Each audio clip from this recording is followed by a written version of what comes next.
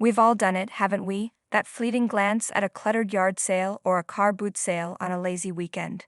You see the jumble of forgotten toys, the mismatched crockery, the ghost of a lawnmower sitting forlornly on the grass. Most of the time, we drive on by, caught up in the rhythm of our day. But every now and then, something catches our eye. A whisper of nostalgia, a pop of color, a shape that feels familiar and comforting. And in that moment, we face a choice: to stop or to carry on, wondering what might have been. For one guest on the BBC's beloved Antiques Roadshow, that split-second decision to pull over turned a simple £10 note into a life-affirming discovery worth 100 times more. This isn't just a story about an old lamp. It's a story about trusting your instincts, the magic of forgotten objects, and the incredible histories hiding in plain sight. The scene was set at the magnificent Shuttleworth House in Bedfordshire, a place where history breathes from the very walls. Amidst the quiet hum of anticipation, a woman brought forward an object so unique, so wonderfully unusual, that it immediately captured the attention of ceramics expert Will Farmer. It was a tall sculptural floor lamp, assembled from chunky, earthy-toned ceramic sections, looking less like a piece of lighting and more like a piece of art, a totem to a bygone era. With a warm smile, the guest began to share her story, a tale that resonated with anyone who has ever felt the quiet thrill of a bargain hunt. "I bought it in a yard sale on the way back from the station," she explained, her voice filled with the memory. It wasn't an instant purchase. In fact, the lamp had been a lonely sentinel at the sale for days. It'd been there for about 3 days, so on the third day, the Friday, it was just that and a piece of lawn-mower left there. You can almost picture it.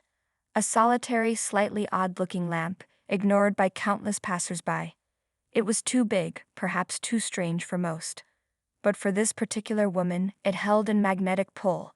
She couldn't shake the image of it from her mind. Finally, giving in to that persistent nudge, she went back. So I went in, knocked and asked, "Is it still for sale?" The owner, likely thrilled to clear out the last of his wares, simply said yes.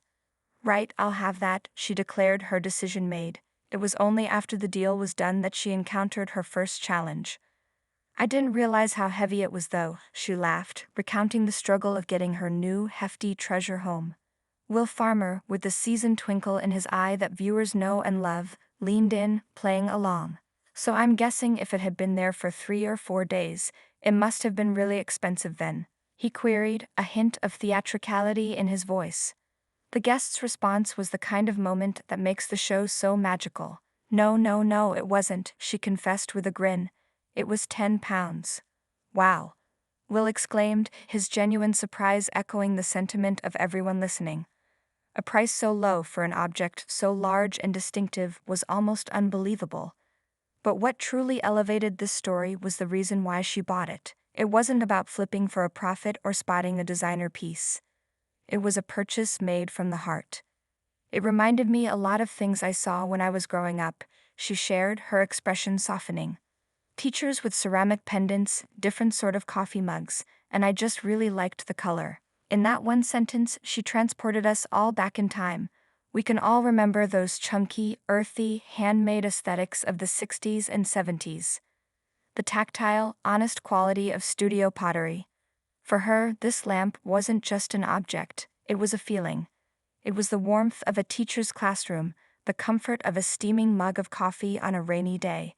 It was a tangible piece of her own history. For a while, that's all it was, a beloved, nostalgic, and very heavy lamp. She had no idea of its origin or its creator.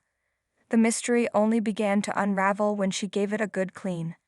As she wiped away years of dust and grime, a small, stamped mark emerged from the clay. The name Rook. This was the key that unlocked everything. As Will Farmer revealed, Rook pointed to one of the great names in British studio pottery, Bernard Rook. I mean, he started his potting career in 1960 in South London at the studio there. Will began, weaving the history of the artist. He painted a picture of a creator bursting with talent, a man whose vision quickly outgrew his city workshop.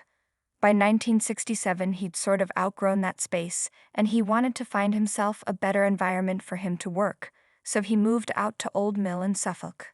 This move to the countryside was transformative, allowing Roque to fully embrace his unique sculptural style, often inspired by ancient forms and natural textures.